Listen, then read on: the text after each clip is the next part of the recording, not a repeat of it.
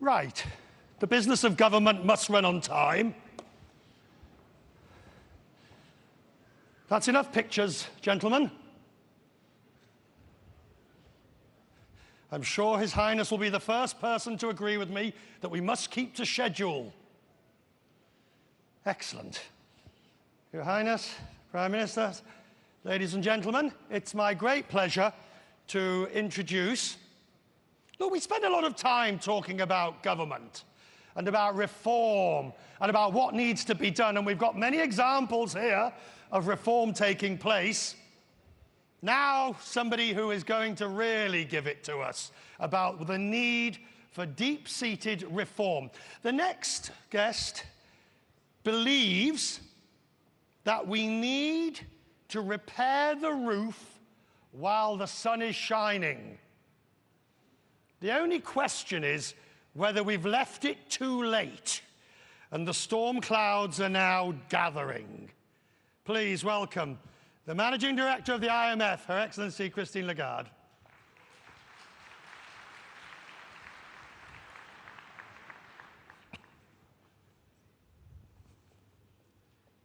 You're on that side, ma'am. Thank you, Richard. Good to see you. Right. So, have we left it too late? Is it all over? Is it too late? I mean, should the work have been done already? And as we saw with the stock market last week, now the storm clouds are well and truly gathering. No, it's not too late. And yes, it is time to fix the roof.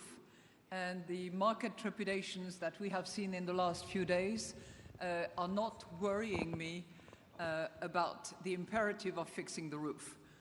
Those market movements were clearly, in our view, necessary market corrections.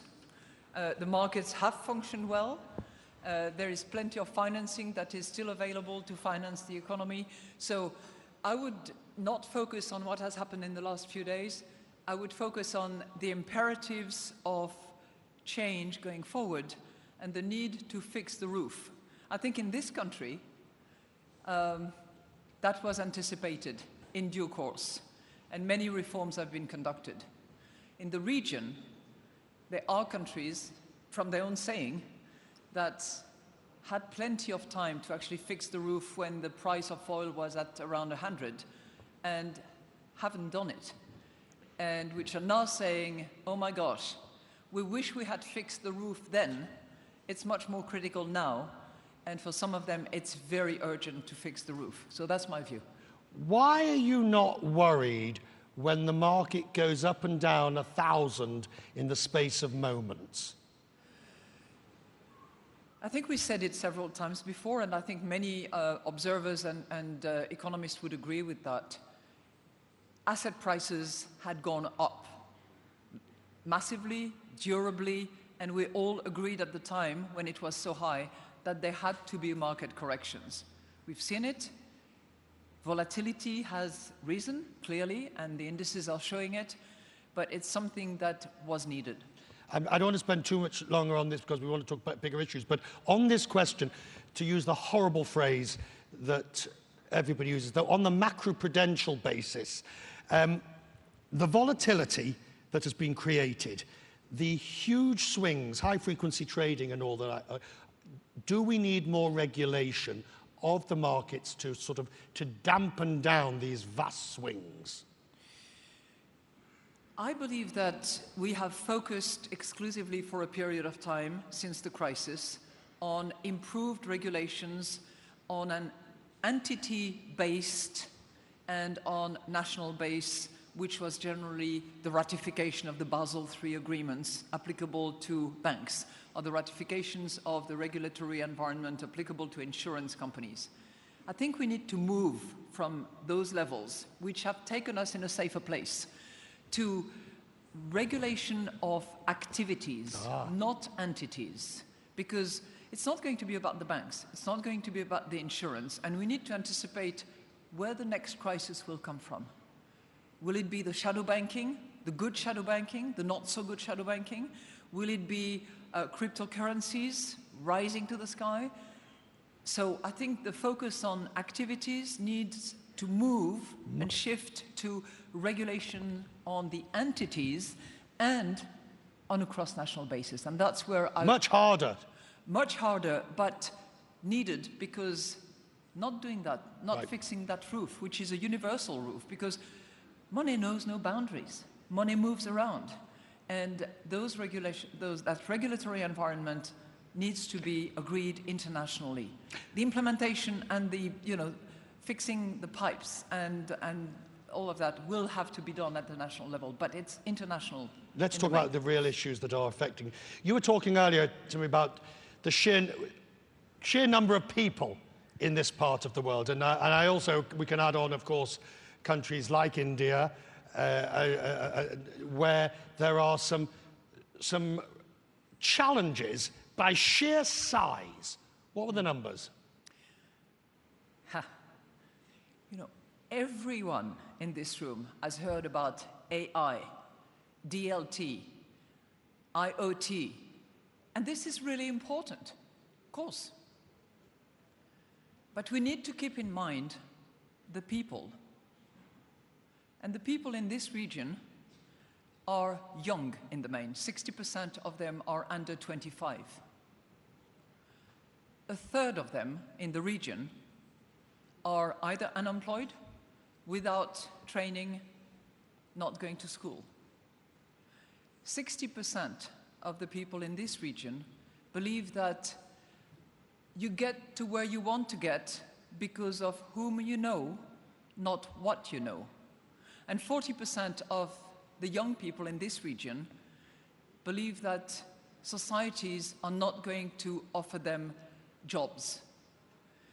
And I think we need to focus our mind on that, because it's not just today's problem, it's going to be tomorrow's problem as well, with 5 million new young people coming to the market every year for the next 5 years. So all this wonderful and exciting stuff about AI, Internet of Things, distributed ledger technologies, need to be geared towards not the billionaires of tomorrow, not the low number of people who will be employed to make that new game, but how will it be introduced in our economies to support the young people of tomorrow? But it's a very hard challenge. Right, but I feel I've heard this before in a different way. Whether it be .com in the 90s, this needs to be for those without. Whether it's internet, just the basic internet, this needs to be for the generation without. Now we're talking IoT, AI, for the generation without. But the generation without never seems to get with. And the generation without seems to get bigger. And more dangerous. And more dangerous, because the options are not many. The options can be, if there is no hope, believing anybody who is going to give you fake hope. And that's a real problem. So many more of them, much more connected, understanding lots of the challenges and the lack of expectations coming up. And that requires that we focus on either resolving the crisis when it comes or preventing the crisis before it happens. And I would be on the side of before rather than when it does. Managing Director, fixing the roof. Managing Director, you have got no realistic hope of preventing the crisis before. All governments ever know how to do is deal with the crisis once it's there. Maybe I'm cynical, but I've lived through too many government crises to know that you can warn to your heart's content. You're right, except that the memories of the financial crisis of 2008, 2009 are still alive. They're not far away. The pressure of the people who are coming to the market, the expectations that they have, should create that degree of urgency. If you wait until the crisis is here, it's far more difficult to resolve. If you anticipate, and that, you're right, it's very hard because you need the courage to explain what you're doing. And whether you're raising VAT because you're shifting to a new business model, because the price of oil has changed, because the need for public services is there, or whether you are doing a structural reforms of another kind, you need that same courage. But it is being done. Look at what has been done in the Emirates. VAT is now in place as of January the 1st. Nobody likes it. Nobody, right? But if you ask people, do you like security? Do you like nice roads? Do you like good hospitals? Do you like public education? People will say yes. And that needs to be financed. That needs to be transitioned through another model when the sources of revenue has changed. Do you see part of your job now, as this transition from crisis to roof repair or whatever, do you see part of your job to now sound the clarion call of warning about this danger? Because I'll say it, you don't have to say it, you're talking about two options for people without jobs. They either fall deep into poverty, or there's an option of radicalisation, which of course has its own attendant horrors that we know too well. Yeah. Do you see it's part of your job to warn? Yes, of course. Yes, of course, because the mandate of the IMF is to participate in better stability, better prosperity, and you know, clearly the challenges are here. And the growth that we have around the world at the moment, you know, 3.9%, 3.9% next year, is a good background against which to try to fix the roof. And this is not just about this region. I did mention numbers for this region because we care and we are here and we work for the region.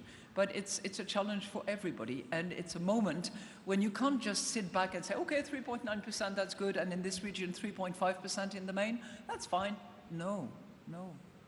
Things have to be done, and roof has to be fixed, and the model has to change. And if that was not enough, the way in which digitalization, the way in which new technologies are pushing us as well should be an encouragement rather than a threat. Is anybody listening? Is it because I look at, you know, Angel Guerrier this morning talked about the length of time it took Germany to get a government, the Netherlands to get a government, to look at how long it's taken. I mean, the Brexit negotiations are well and truly on the ropes. But you know what? Sometimes a country and an economy can actually work without a government for a while. It's been okay sometimes. We have seen it in the case of the Netherlands. We've seen it in the case of Belgium. Belgium actually went to war without a government once. So I'm not suggesting that we should do away with governments, but sometimes building a coalition, having a solid agreement which settles each and every corner of the governance going forward is a good idea. And sometimes it's better to wait, negotiate, settle, go forward, rather than haste and fall on your face because you don't have all the coalition members with you. Are you worried about the current situation? Because I've interviewed you a good few times through the crisis, out the other side of the crisis, into growth, but I'm hearing in your voice not shrill alarm, but a sort of a deeper, this is an opportunity. If we do not, then we really will be in deep trouble. Yeah, I think you're right. I'm reasonably optimistic because of the landscape that we have at the moment. But I'm ringing not the alarm signal, but the strong encouragement and warning signal that things must be done and we cannot just sit back and wait for growth to continue as normal. Hashtag me too. You too. Well. You too? Me too, you too. You and me. Oh, that's a new one. Hashtag you and me. Go on, I dare everybody now to hashtag you and me. But you know what? I'm saying that because we're just joking and we're old friends. Yeah. But I think it's a critical message, actually, that it's not just about women, number one, because men have been subject occasionally, and any occasion is one too many, to harassment as well. And second, what I'm concerned about is that we move from this emotion and anger, which was necessary and which had to come out. We move from that to action. And for that, we need to be you and me, men and women together, in order to address the situation, prevent it, and when it happens, resolve it. This has now moved into the next stage again of this issue, hasn't it? Because, all right, I'm going to be slightly controversial here. Yeah. If you get a group of men together, I guarantee you, Managing Director, it will not be long. They don't talk about it. Sorry? No, well, if they do talk about it, it will be in hushed tones, and it will be many of these allegations are just thrown and, you know, the allegation is thrown and they're now, the burden of proof has shifted. The allegation's made, now you've got to defend. It's almost as you're guilty by allegation. Now, I'm not suggesting for a moment that the allegations aren't true or whatever, but can you see how that pendulum, as far as men are concerned, or not? Yeah. The president talked about it. Well, whoever talks about it, I'm sure that there are some occasional wrong allegations here and there, because you cannot expect any system to be perfect. But in the main, there were lots of true allegations that didn't come up, that didn't come through, that were not picked up by societies as they operated. So that's, we need to pay attention to the 80%, which are the true allegations, and again, for which I think we need to move into action. And but what does that mean? Help? What does that mean in reality, action? Oh, I'll tell you. Please. I'll tell you what we are doing at the IMF, because I'm fine giving general principles, but I think unless you prove what you say, you haven't advanced the debate. What we have at the IMF is a system where we have mediator, ethic advisor, diversity officers. They stand outside the normal hierarchy and they report directly to me. In addition to that, and that's a recent system that we've put in place peer for respectful workplace. And those members of staff are anywhere in the organization. They are trained to listen, to have the ability and the patience to let those, you know, emotional plea get out to the surface, and people are able to get it out of their system. They are outside the hierarchy. They are there to help, to mediate, to find solutions. They are not within the normal, you know, reporting lines, and they can go to you if you are the boss and say, we have an issue, we need to sit down. And the expectation is that you sit down, and if you don't, I know about it, and we just simply don't tolerate it. How do you ensure that that policy survives, not just this week and next week while #MeToo is still around, but is still valid? When I'm gone. Well, you put it more... That's what you had in mind, come on. If you wish to put it in such terms, yes. It has to be part of the culture.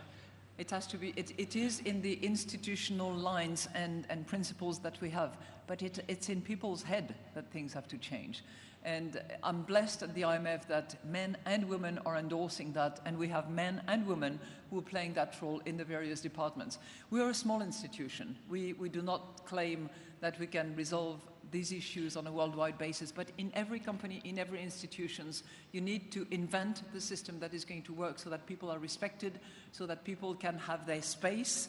And you know, I'll give you an example. We employ people from 150 different nationalities. The private space of a Japanese young economist, female, is going to be different from the private space of an Argentinian economist or from a Scottish economist. It's a different culture, it's a different environment, and we need to be attentive to that, and we need to respect that, because it's part of everybody's culture and it enriches the whole. In the space of 15 minutes, we have just talked on 3 areas, all of which will require major change. First of all, you talked about need for change from entities to activities. Yeah. Then you talk about change of structural reform. Now you talk about change, big cultural change on Me Too. What keeps you going? I mean, you're not just trying to change to continue the house analogy, you're not just changing the light bulbs and the drapes. You're trying to do major reforms. What keeps you going to do this? Because this is root and branch stuff. You know, what keeps me going is often the young people, the young women who look up to me and say, we need you to continue to raise our voice and to publish studies and to do the analytical work and to provide the data that can be trusted. What keeps me going is my children, who are innovative, inventive, and who are still in the process of finding their space in the world. But it's generally, you know, what we can live for them, what we can help them with, how we can help them accomplish what, you know, they were blessed with and can accomplish in their life. So that keeps me going. But it's the temptation to go for the low-hanging fruit. No. I mean, it's like His Highness has done here. Going for the big stuff, the major reform that's going to change a society for the next generation and beyond. That's the difficult part. But you know what? The major reforms that will change society for the future are all composed of multiple small things that all need to move as well. You don't resolve the huge problem with a huge Big Bang reform. You reform it by dissecting it into small pieces and then addressing each and every segment of the problem. That takes time and courage. And I think that there are places in the world, and the Emirates is certainly one. If I look at the numbers of women in higher education, women in STEM, if I look at the progress of digitalization, when I look at the incubators, when I look at the focus on innovation, this is not one big thing. It's multiple channels of changes that are taking place and that are being advocated. And I'm not suggesting that everything is perfect, no. But I think that problems are resolved bit by bit and by sort of segmenting them. Ladies and gentlemen, time and courage, and I think that we can all do one thing. I shall hashtag you and me. Okay, I'll join. Ladies and gentlemen, the Managing Director of the IMF. Thank you. Good to see you.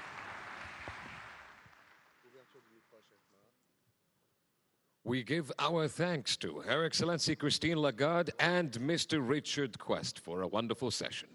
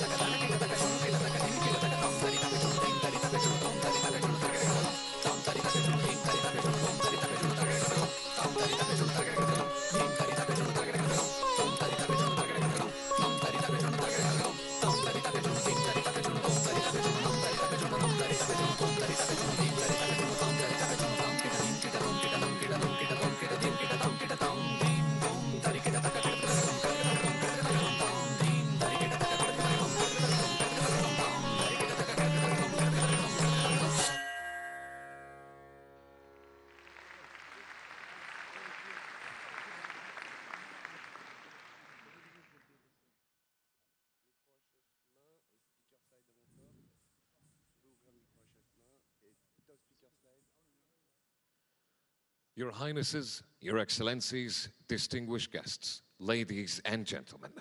Now it's time for the inaugural address of the guest country by His Excellency Narendra Modi, Prime Minister of the Federal Republic of India. Mr. Narendra Modi took an oath as the Prime Minister of India in May 2014. Dynamic, dedicated, and determined. He reflects the aspirations and hopes of 1.3 billion Indians. Ever since he assumed office, Prime Minister has embarked on a journey of all-round and inclusive development, Sabka Saath, Sabka Vikas, where every Indian can realize their hopes and aspirations.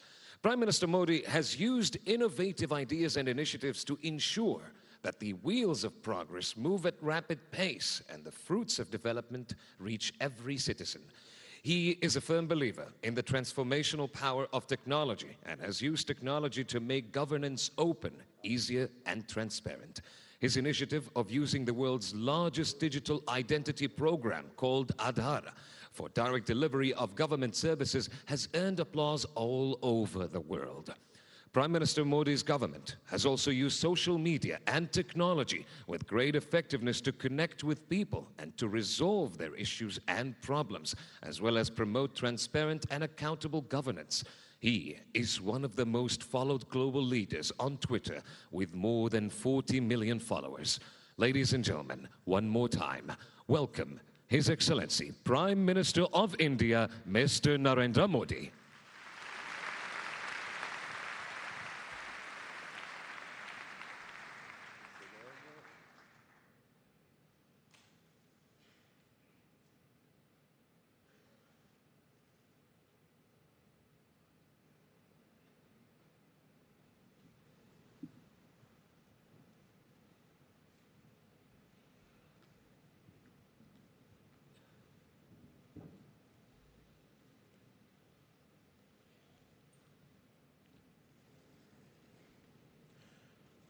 संयुक्त अरब अमीरात के उपराष्ट्रपति, معالي نائب الرئيس प्रधानमंत्री رئيس الوزراء और रक्षा मंत्री, وزير الدفاع للإمارات العربية المتحدة وحاكم His دبي Highness سمو الشيخ Sheikh Mohammad محمد बिन रशीद अल راشد المكتوم Abu Dhabi के युवराज ولي العهد तथा سمو UAE के الشيخ सशस्त्र सेनाओं के उप सर्वोच्च حاكم أبو कमांडर ظبي His Highness ونائب القائد الأعلى للقوات المسلحة بن سمو زايد الشيخ النهيان محمد بن زايد النهيان महामहिम राष्ट्राध्यक्ष, أصحاب السعادة शासनाध्यक्ष أعضاء तथा अंतर्राष्ट्रीय الأسر संगठनों के المالكة प्रमुख, ورؤساء الدول सम्मानीय सदस्यगण, وأعضاء الأسر المالكة friends from the media, أصدقائي من الإعلام देवियों और सज्जनों, السيدات والسادة नमस्कार. नमस्कार تحياتي. Good day. आपने बहुत गर्मजोशी से मेरा स्वागत किया رحبتموني أحر ترحيب. वर्ल्ड गवर्नमेंट समिट के इस छठे وفي संस्करण هذه में الدورة मुझे الثالثة मुख्य अतिथि का للقمة और العالمية भारत को للحكومات सम्मानीय अतिथि देश का تلقيت सम्मान شرف दिया الدعوة كضيف ये رئيس मेरे लिए ही والهند नहीं كبلدي भारत के 125 करोड़ كضيف लोगों के شريف. लिए गर्व और बहुत ही प्रसन्नता وإن का विषय هذا है। الأمر باعث للفخر والسعادة ليس بالنسبة لي فقط आपका हृदय से धन्यवाद देता हूं। وإنما للمواطنين प्रधानमंत्री के रूप में الهنود البالغ पहले भी कई عددهم बार 1.25 مليون مواطن هندي 2015 وأنا के أشكركم बाद على ذلك. मैं إنني दूसरी बार زرت UAE आया الخليج بضع مرات كرئيس जब भी यहाँ الوزراء आता وهذه زيارتي मुझे الثانية खास للإمارات منذ عام अपनापन महसूस होता 2015 وعندما آتي करीब هنا أشعر 12 بقدر लाख كبير من अप्रवासी الألفة भारतीयों को والأنس. दुबई حوالي में उनके घर से दूर 1.25 مليون مواطن هندي قد और وجدوا UAE में وطنا 33 بعيدا عن लाख وطنهم. अप्रवासी भारतीयों को وكذلك فإن المواطنين इसके लिए الهنود البالغين भारत عددهم UAE और दुबई का 3.3 कृतज्ञ ملايين है مواطن هندي आपका مغتربين. कृतज्ञ है ولهذا الأمر إن الهند मैं ممتن आपको और للغاية सभी للإمارات दुबईवासियों المتحدة को ودبي وكذلك अमीरातियों को لكم. भारतवासियों की ओर से إنني أنقل التحيات धन्यवाद والتمنيات और الطيبة शुभकामनाएं देता हूं। إليكم جميعا Friends, أصدقائي في الإمارات من الشعب الهندي. विकास के लिए أصدقائي टेक्नोलॉजी के इस्तेमाल में دبي مكان दुबई अपने आप में لا يوجد له مثيل فيما يتعلق بوضع التكنولوجيا في خدمة التنمية. रेगिस्तान की هنا रेत को قد تحولت الرمال सुनहरी الصحراء समृद्धि में बदला إلى गया है। الذهب الخالص. एक मिरेकल إن هذه और المعجزة चमत्कार को साकार किया है। قد تم تحقيقها في هذا المكان. आज के दुबई में وراء الازدهاد आकाश الكبير की في ऊंचाइयों دبي तक اليوم पहुंचते वैभव के पीछे وكذلك और भविष्य की कल्पना के وراء पीछे وعد एक المستقبل विजन है يوجد هناك और رؤية संकल्प भी है। وعزم قوي उसके पीछे وهو مدعم Technology, بالتكنولوجيا والابتكار enterprise है। وحب المغامرة. इसकी झलक मैंने कुछ وإنني देर قد पहले شهدت ملامح म्यूजियम ऑफ द ذلك फ्यूचर में भी देखी। قبل قليل في वे متحف المستقبل. टेक्नोलॉजी में सफल प्रयोगों को إن लैब الإمارات तक सीमित नहीं रहने दिया है। لم تدع उसका जीवन में التنمية उपयोग हो, التقنية الناجحة इसका जीता لكي जागता تبقى उदाहरण محصورة في المعامل मुझे والمختبرات. मजदार में देखने को إن मिला। التكنولوجيا قد تم تطبيقها لكي يتم استخدامها في العالم الحقيقي. टेक्नोलॉजी का प्रशासन के إن क्षेत्रों में इंक्यूबेशन المشروعات और ऐसे مثل अनेक حاضنات प्रयास التكنولوجيا في भविष्य का مجال الإدارة عن طريق دبي فيوتشر أكسلريتر इन प्रयासों की تأخذ ऊर्जा هذا بالاعتبار उनके إنها डायनेमिज्म के बारे में تجعل المستقبل केवल مغريا सुनने للغاية. से व्यक्ति إن प्रभावित हो सकता है। السماع عن الطاقة लेकिन والدينامية لهذه रूबरू الجهود هو देखने से एक شيء नई مثير प्रेरणा بدون मिलती شك. है, नई ऊर्जा मिलती है। ولكن هذه تجربة مختلفة देखते أن हुए يشهد الإنسان بعينيها उचित ही है هذه التجارب वर्ल्ड وهذه गवर्नमेंट التنمية. समिट ولذلك दुबई में فإنه من आयोजित होता الأنسب है أن دبي और टेक्नोलॉजी تستضيف एंड القمة डेवलपमेंट العالمية विषय पर للحكومات. ये विशिष्ट समागम وفي هذه इस إن समिट هذه के الدورة अंतर्गत हो السادسة रहा है। للقمة العالمية Friends, للحكومات पृथ्वी पर قد اعتمدت मानव की यात्रा التكنولوجيا में والتنمية विकास के كمحورها हर छोटे الرئيسي. बड़े मुकाम पर أصدقائي टेक्नोलॉजी की छाप है। إن رحلة 200 الإنسان साल حافلة पहले بالإنجازات والتنمية. विश्व की लगभग وإن 1 كل معلم बिलियन صغير आबादी का وكبير اجتازها الإنسان 94% يحمل हिस्सा بصمات التكنولوجيا. गरीबी حوالي में रहता है। 200 سنة إن تعداد आज السكاني हालांकि للعالم كان विश्व की بليون जनसंख्या مليار نسمة 94% كانت تعيش यानी 7 أوضاع गुने से الفقر. भी ولكن ज्यादा है। اليوم لو أن लेकिन इस تعداد आबादी السكاني का هذا قد ازداد 7 करीब مرات 9.5% ولكن 9% فقط يعيش تحت 200 خط साल الفقر. पहले قبل 200 हमारी سنة औसत उम्र إن معدل العمر 30 साल से المتوقع भी कम थी। للإنسان كان أقل من 30 अब سنة. यह ولكنه 70 الآن वर्ष قد أصبح यानी 70 सवा 2 سنة गुना से भी أي ما ज्यादा है। يزيد पिछले मात्र 25 वर्षों में ب2.3 مرة. माताओं في की الأعوام मृत्यु दर 25 यानी الماضية في मैटरनल الهند मोर्टेलिटी كان معدل الهلاك بين الأمهات في الهند तिहाई हो قد गई شهد है الهبوط और إلى दुनिया ثلث. भर में وفي العالم लगभग هذا आधी قد أصبح نصف. स्टेम सेल्स और إن रीजनरेशन टेक्निक التقنيات الخاصة जैसी بالخلايا वैज्ञानिक الجذعية उपलब्धियों ने وتجديدها कठिन बीमारियों के इलाज لا का ही تحمي नहीं الإنسان فقط من बल्कि الأمراض المعقدة अंग भंग के भी उपचार का ولكنها रास्ता تجدد दिखाया। الأعضاء المفقودة मौसम के وغيرها من पूर्वानुमान الأطراف. से إن किसान التنبؤات عن अपनी फसल التقلبات बचा الجوية और قد बढ़ा सकता है। مكنت الفلاحين लाखों من करोड़ों को حماية المحاصيل डिजास्टर الزراعية मैनेजमेंट के जरिए बचाया जा सकता है। وبإمكان التنبؤ عن सकता है إدارة कि الكوارث يمكن भविष्य में حماية टेक्नोलॉजी हमें وربما في المستقبل भूकंप إن जैसी التكنولوجيا आपदाओं का قد تمكننا من التوقع पूर्वानुमान भी والتنبؤ संभव عن कराएं। الكوارث الطبيعية مثل संक्षेप में الزلازل. टेक्नोलॉजी ने وبالجملة فإن التكنولوجيا قد غيرت بشكل أساسي وجود الإنسان من أجل टेक्नोलॉजी ने الخير. क्वालिटी ऑफ लाइफ को إنها एक مكنت ऊंचे धरातल पर पहुंचाने में من تطوير बहुत جودة बड़ी الحياة भूमिका निभाई। والارتقاء بها إلى مستوى رفيع विकास للغاية. का एक पहलू यह भी है وإن هذه कि ناحية पाषाण من युग से الثورة. औद्योगिक क्रांति के सफर में हजारों लाखों साल गुजर गए। كما نعلم إن उसके बाद الرحلة من संचार من क्रांति عصر الحجر إلى तब सिर्फ الثورة 200 الصناعية वर्षों का قد समय أخذت लगा مئات ألوف سنة وبعد और ذلك वहां أخذت से ثورة डिजिटल ثورة क्रांति तक का الاتصالات फासला 200 سنة कुछ ही ثم सालों में तय الثورة हो गया। الرقمية حصلت وحدثت टेक्नोलॉजी بعد أعوام قليلة للغاية. إن विचार की التكنولوجيا गति से बदल रही है। تتغير بسرعة at the speed of الخيال thought. والتصور. आवश्यकता ही وليس من الضروري أن تكون आविष्कार की الحاجة जननी وسيلة नहीं रही। للابتكار आविष्कार وإنما ولكن आवश्यकताओं को الابتكارات जन्म दे रहे हैं। أيضا تخلق टेक्नोलॉजी احتياجات ومتطلبات جديدة. चेंज का बहुत إن बड़ा التكنولوجيا قد माध्यम बन أصبحت गई है। مصدرا ووسيلة Friends, كبيرة للغاية للتغير टेक्नोलॉजी की المدمر. सुलभता और उसके أصدقائي प्रसार إن ने الوصول إلى التكنولوجيا आम आदमी का وتوسعتها सशक्तिकरण किया قد है مكنت और इस الإنسان empowerment को العادي.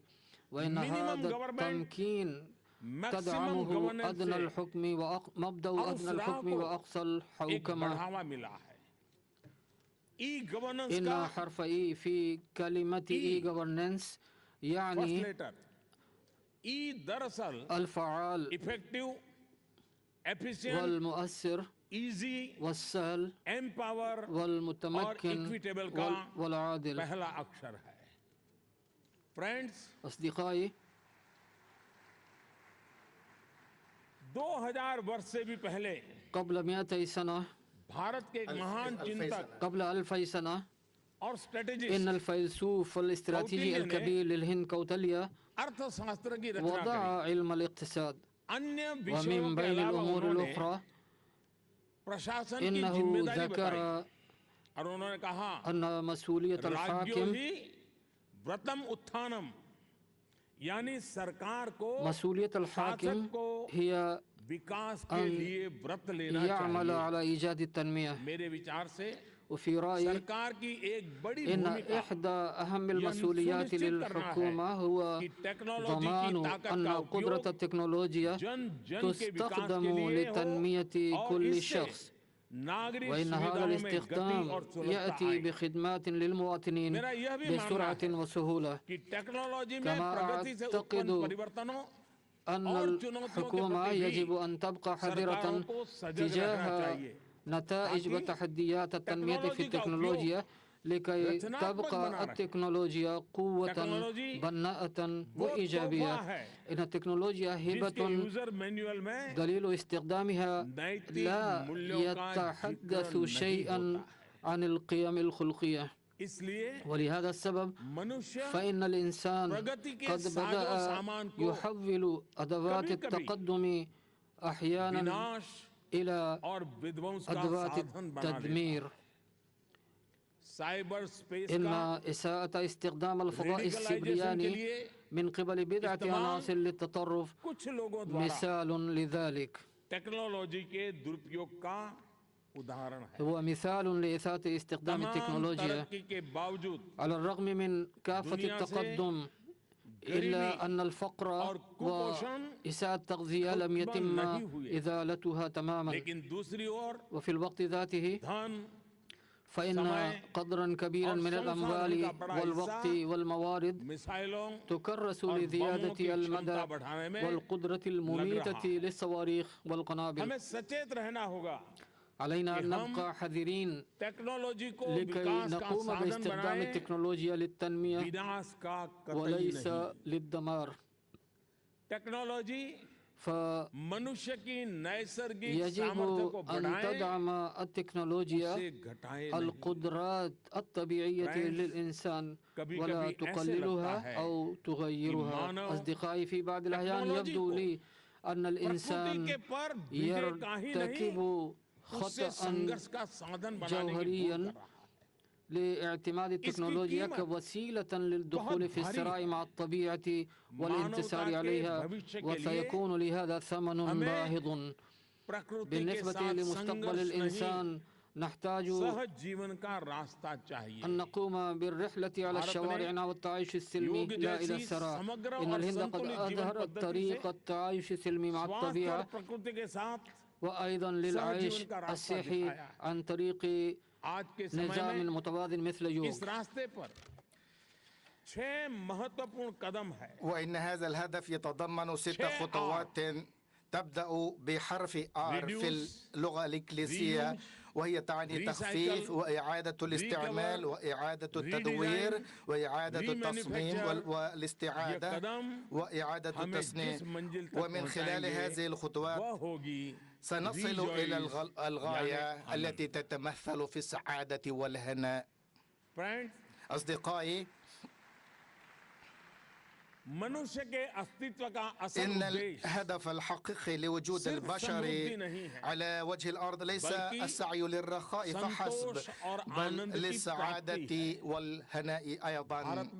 ويفيد مثال هندي قديم أن القناعة هي أسمى أنواع الأشكال للثروة البشرية، وإن نهجا شموليا ومتوازنا إلى جانب القناعة إنما هو جزء لا يتجزأ عن تحقيق السعادة. صاحب السمو بإنشاء وزارة الإسعاد ووزارة المستقبل إنكم أدركتم أهمية هذه الفكرة البشرية.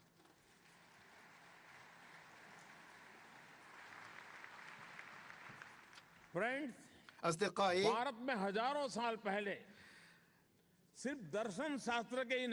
في الهند قبل ألوف من السنوات هناك كتبت صفحات وأبواب للعلوم والتكنولوجيا، سواء كانت هو الصفر أو الهندسة أو النظام العشري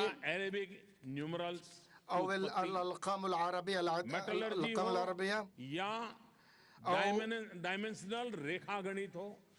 أو الهندسة أو بناء السفن. كل هذه الإنجازات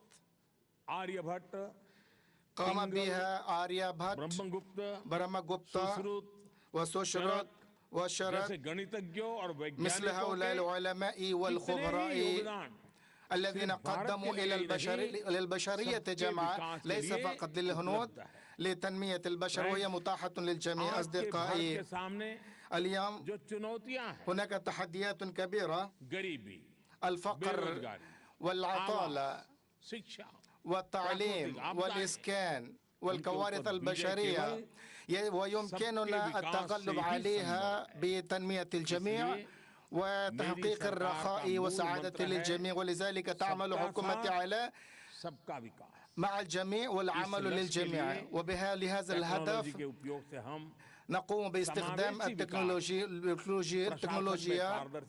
ونستخدمها لجلب وتحقيق الشفافية في المجتمع وتمكين المرأة ومشاركة الشعب في العمل الحكومي. كل هندي ووفر لكل هندي رقم موحد مبني على بصمات الأصابع، وهو نظام فريد من نوعه وأكبر في العالم. وهذه الهوية الرقمية تم ربطها بالجوالات والحسابات البنكية، وتم تزويد المنافع والإعانات الحكومية إلى المستفيدين بشكل مباشر. وبهذا تم توفير 8 مليار دولار تم توفيرها ومنعها من الوقوع في أيدي غير المستحقة. المدفوعات الرقمية والمدفوعات غير النقدية باستخدام التكنولوجيا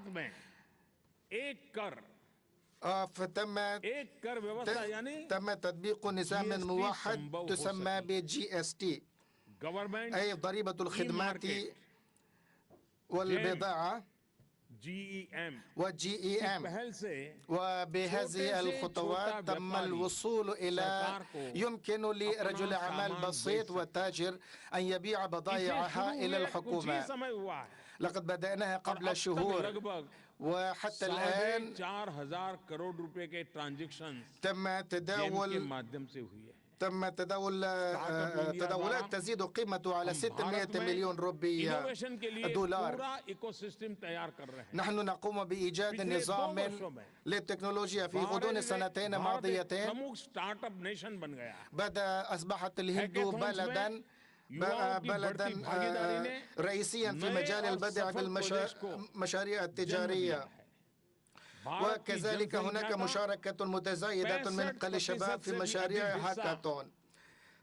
65% من سكان الهند هم دون 35 من العمر. نحن نقوم بتعزيز والدعم والتشجيع الابتكار لبناء الحلم الجديدة. وبحلول 2022 سوف نقوم بزيادة دخل المزارعين بضعفين.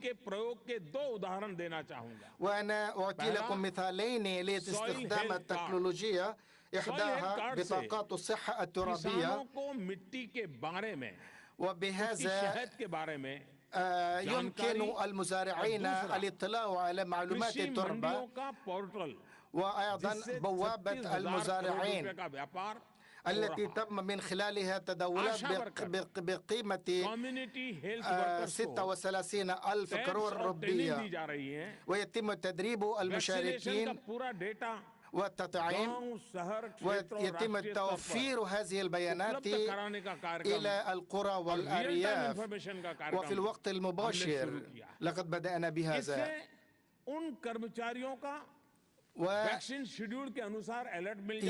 وبهذا يحصلون على معلومات عن جداول التطعيم، والتي هي متوفرة بكلفة قليلة. وهذه البرامج مفيدة جدا للدول النامية. الأصدقاء، منذ العصور القديمة فإن الشمس تحتل مكانة مركزية في الثقافة الهندية التي تفيد سوريا آتما جغت سيستم، التي تعني أن الشمس هي روح العالم. نهدف إلى تحقيق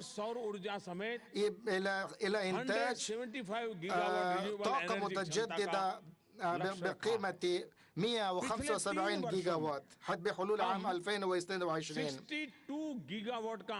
لقد تجاوز 62 جيجا وات من الطاقة المتجددة. وإن مبادرة الهند بتشكيل التحالف الشمسي الدولي إنما عبارة عن ربط الدول حتى يمكن الاستفادة للدول التي هي لا تتمتع بالمصادر التكنولوجية والمالية الوافرة.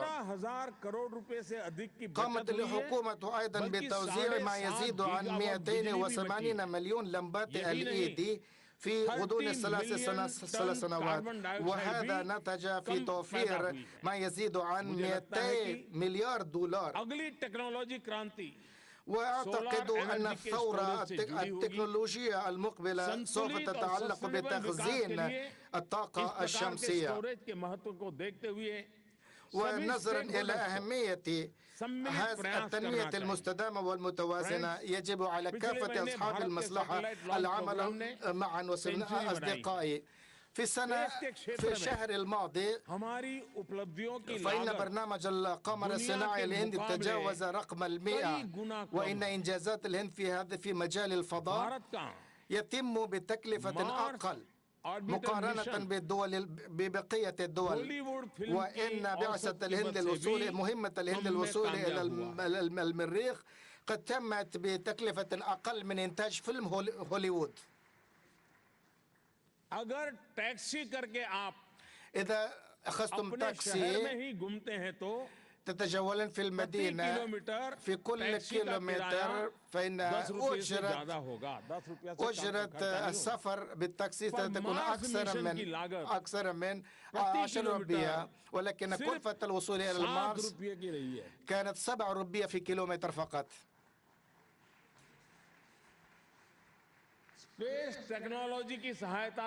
بفضل تكنولوجيا الفضاء قد تحسن صيد الأسماك ب5 أضعاف، والوقت المستغرق في هذا انخفض بنسبة 30 أو إلى 70%.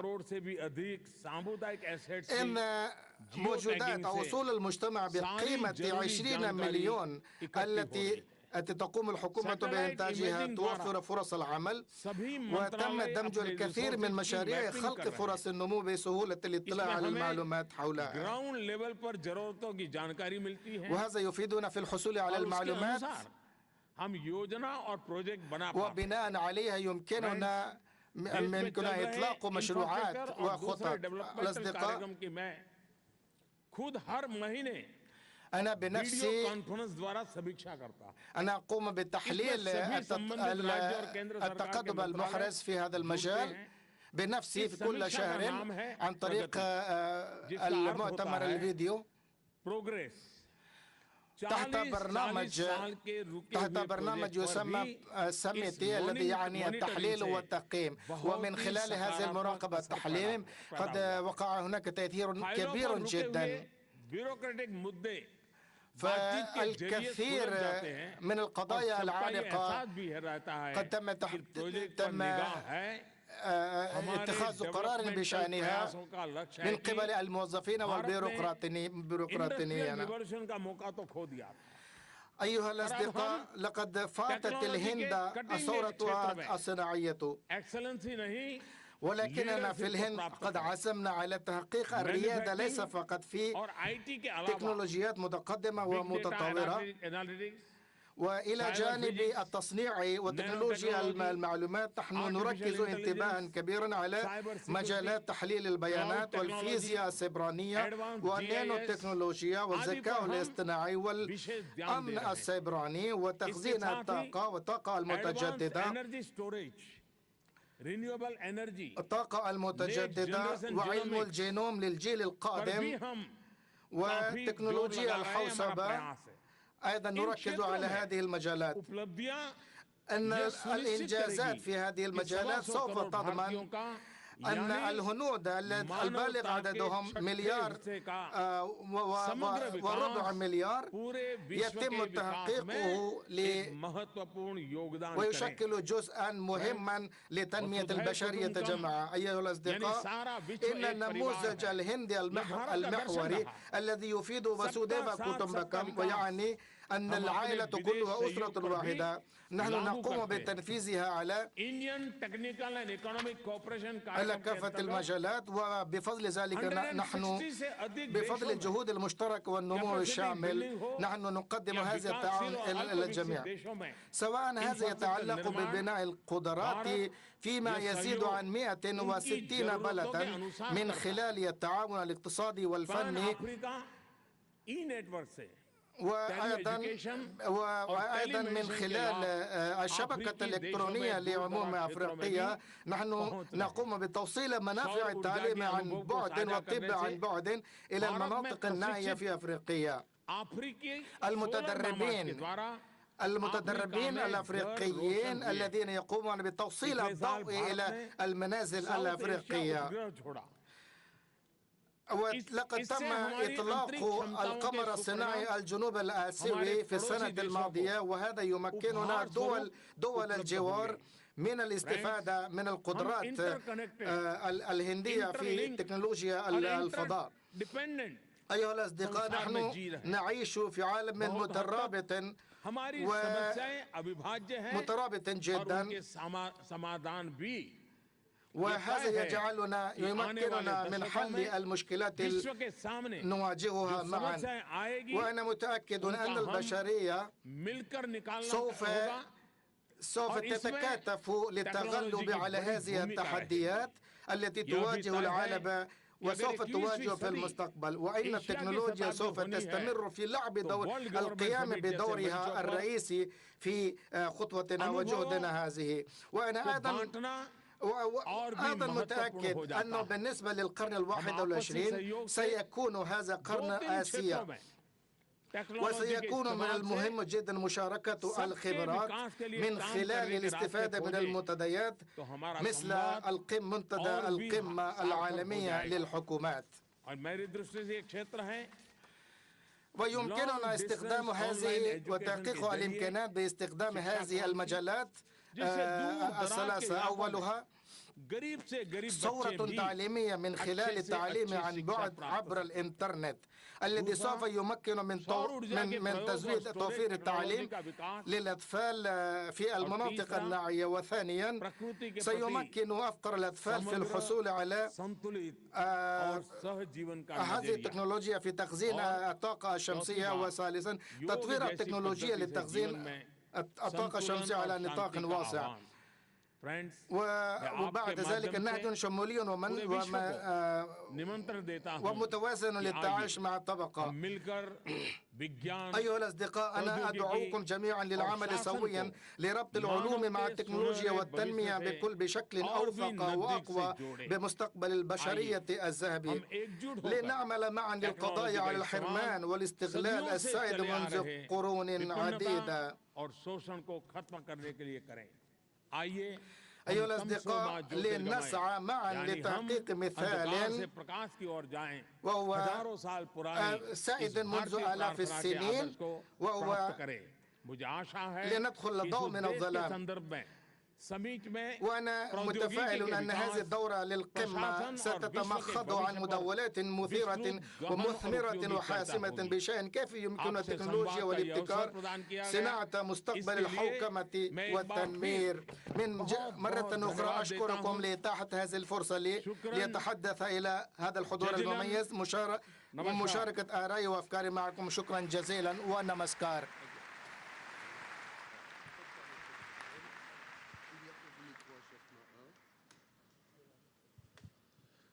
Thank you, Your Excellency, for this inspiring speech.